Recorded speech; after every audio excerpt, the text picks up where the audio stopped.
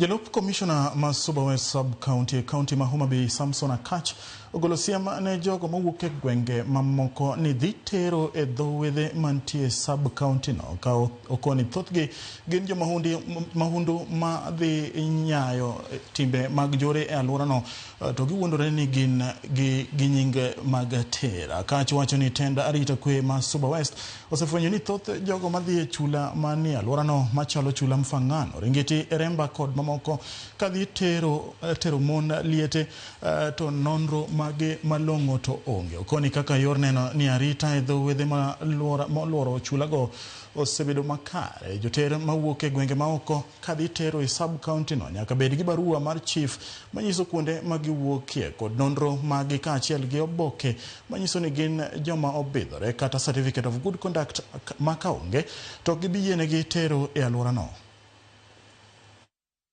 To maintain the security of the surrounding.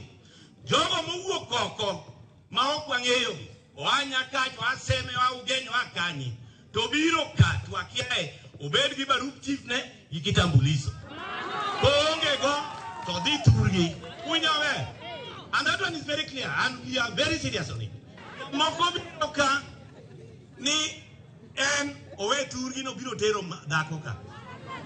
These people begin criminals. Who in there? Mon chuoto tuchegi mon nitie dakite. Karwacha imegi brutere. We cannot allow these people are criminals.